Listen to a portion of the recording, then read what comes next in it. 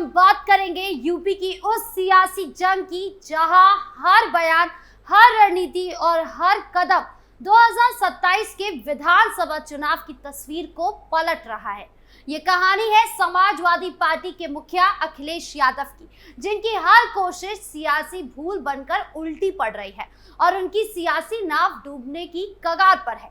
दूसरी तरफ योगी आदित्यनाथ की शक्ति, विकास का मॉडल और जनता से गहरा जुड़ाव उन्हें यूपी का अजय सिपाही बना रहा है।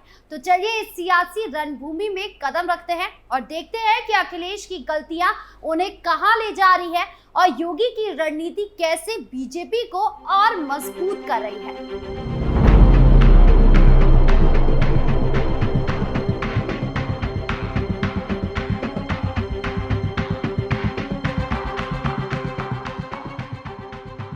यूपी की सियासत का मंच इन दिनों तप रहा है। अगर कोई नाम सबसे ज्यादा चर्चा में है तो वो है अखिलेश यादव।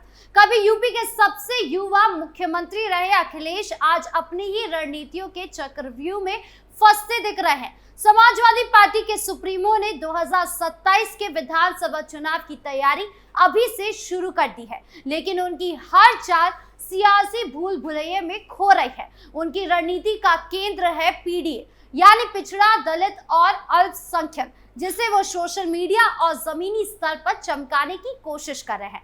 मगर ये नारा जो सुनने में तो जोशीला है, हकीकत में सपा की साख को कमजोर कर रहा है। अखिलेश ने सोचा था पीडीए का नारा देकर वो बीजेपी के हिंदुत्व कार्ड को पछाड़ देंगे, लेकिन उनकी रणनीति बार बार गलत दिशा में जा रही है। उनके बयान खासकर सांस्कृतिक और धार्मिक मुद्दों पर हिंदू वोटरों को नाराज कर रहे हैं। यूपी में हिंदू वोटर सियासत की रीढ़ है और अखिलेश का उनसे दूरी बनाना उनकी सबसे बड़ी गलती साबित हो रहा है। मिसाल के तौर पर राम मंदिर और सनातन संस्कृति पर उनके बयानों को हिंदू विरोधी माना गया है। जनता में चर्चा है कि अखिलेश की सियासत अल्पसंख्यक वोटों तक सीमित रही है, जो यूपी जैसे बड़े राज्य में जीत के लिए काफी नहीं है। अखिलेश की एक और भूल है उनकी सियासी सभाओं का तरीका। हाल ही में मस्जिद में सियासी सभा करने का उनका फैसला मुस्लिम समुदाय को भी पसंद नहीं आया। कई मुस्लिम नेताओं ने कहा कि धर्म को सियासत में घसीटना उनकी भावनाओं का अपमान है और ये सभा अखिलेश को अल्पसंख्यक वोट दिलाने की बजाय उन्हें सांप्रदायिक सियासत के जाल में फंसा रही है। सियासत के जानकार कहते हैं कि ये कदम अखिलेश को हिंदू और मुस्लिम दोनों वोटरों से दूर कर रहा है। अखिलेश की पीडीए रणनीति का एक और हिस्सा है पीडीए पाठशाला और पीडीए भवन। सुनने में ये कदम नेक लगते हैं, लेकिन हकीकत में सियासी ड्रामा बनकर रह गए हैं। सहारनपुर में शुरू हुई पीडीए पाठशाला में बच्चों को सियासी नारे सिखाए जा रहे हैं। A for Akhilesh, D for Dimple, M for Mulayam. इसका वीडियो सोशल मीडिया पर वायरल हुआ, जिसने जनता का गुस्सा और भड़का दिया। लोग इसे बच्चों के भविष्य के साथ खिलवाड़ बता रहे हैं। सहारनपुर पुलिस ने सपा कार्यकर्ता पर केस दर्ज किया और अब इस पाठशाला पर बुलडोजर चलने की चर्चा जोरों पर है। सवाल उठता है कि क्या शिक्षा के नाम पर सियासत करनी चाहिए? ये सही है?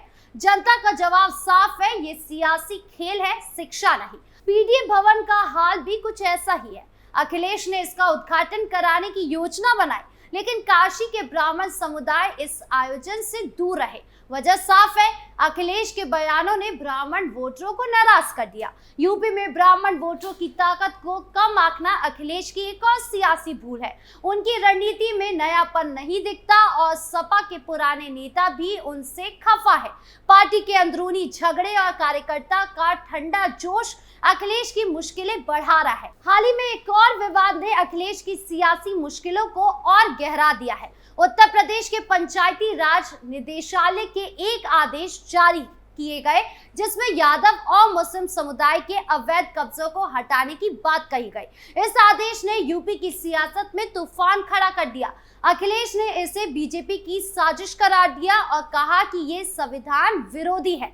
उन्होंने इस मामले को कोर्ट में ले जाने की बात कही और दावा किया कि बीजेपी उनकी पार्टी और समुदाय को बदनाम करने की कोशिश कर रही है। अखिलेश ने कहा अवैध कब्जों के खिलाफ कार्रवाई हो, लेकिन किसी खास जाति या धर्म को टारगेट करना गलत है। इस मुद्दे पर भीम आर्मी के नेता चंद्रशेखर आजाद ने भी योगी सरकार पर निशाना साधा और दोषी अधिकारियों के खिलाफ सख्त कार्रवाई की मांग की।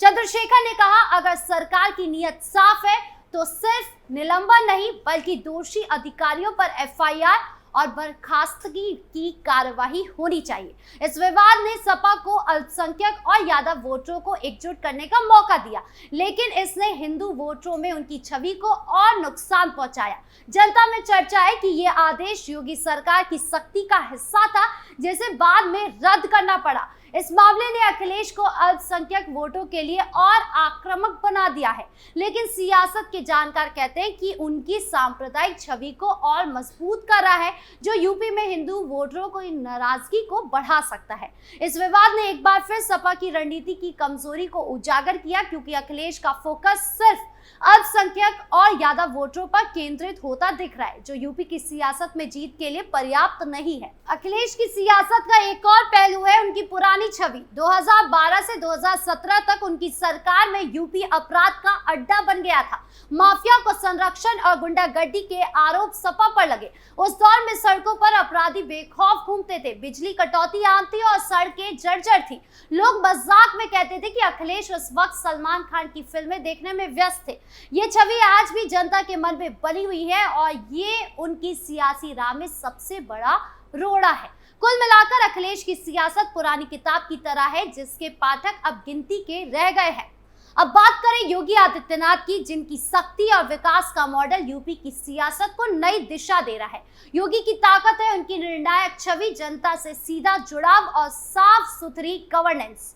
2017 में सत्ता में आने के बाद योगी ने यूपी को अपराध और भ्रष्टाचार के दलदल से निकालकर प्रगति की राह पर लाकर खड़ा किया। आंकड़े इसकी गवाही देते हैं। 2017 से 2025 तक यूपी में संगीन अपराधों में 60% की कमी आई। गैंगस्टर एक्ट और एनएसए जैसे सख्त कानून ने माफिया के हौसले को पस्त किए। योगी की ये सख्ती जनता को भी भारी है, क्योंकि लोग चाहते हैं कि शिक्षा सियासत से अलग रहे। योगी की रणनीति का एक और पहलू है उनका विकास मॉडल। 2023 में यूपी की 3 लाख करोड़ रुपए का निवेश आया, जो उनकी सख्ती और पारदर्शी गवर्नेंस का नतीजा है। नोएडा, गाजियाबाद और लखनऊ जैसे शहर अब निवेश के हब बन रहे हैं। योगी ने बिजली, सड़क और सुरक्षा के मामले में यूपी को नई ऊंचाइयों पर पहुंचाया है। 2025 तक यूपी में 6 एक्सप्रेसवे चालू हो चुके हैं, जो उनकी विकास नीति का सबूत है। गंगा की सफाई, काशी विश्वनाथ कॉरिडोर और राम मंदिर का उद्घाटन। योगी ने सांस्कृतिक गौरव को विकास के साथ जोड़ा है। योगी की संगठनात्मक ताकत उनकी जीत का एक बड़ा राज है। बीजेपी ने 2027 के लिए त्रिस्तरीय योजना बनाई है। हारी हुई सीटों पर 47,000 कार्यकर्ताओं की तैनाती की गई है, जो गांव-गांव तक सरकार की नीतियों को पहुंचा रहे हैं। योगी की सभाओं में जनता का जोश दिखता है कि बुलडोजर बाबा का जादू अब भी बरकरार है। योगी की सियासत का एक और पहलू है उनकी हिंदुत्व की छवि। राम मंदिर और काशी विश्वनाथ जैसे प्रोजेक्ट ने हिंदू वोटरों को उनके साथ जोड़ा है, लेकिन योगी सिर्फ हिंदुत्व की बात नहीं करते, वो हर वर्ग को साथ रखते हैं। उनकी सख्ती ने अपराधियों के हौसले तोड़े हैं और उनकी नीतियों ने अल्पसंख्यक समुदाय को भी सुरक्षा का भरोसा दिया है। हाल ही में योगी ने पूर्व सीएम कल्याण सिंह और राजा महेंद्र प्रताप की तारीफ की, जिससे उन्होंने हिंदू वोटरों के साथ साथ अन्य समुदाय को भी संदेश दिया कि उनकी सरकार सबके लिए है। योगी की तुलना में अखिलेश की सियासत फीकी पड़ रही है। जहां अखिलेश की सरकार में अपराधी बेखौफ घूमते थे, वहीं योगी ने एनकाउंटर और बुलडोजर की नीति से अपराध पर लगाम लगाए हैं। आंकड़े बताते हैं कि 2017 से 2025 तक हत्या और डकैती जैसे अपराधों में 65% की कमी आई है।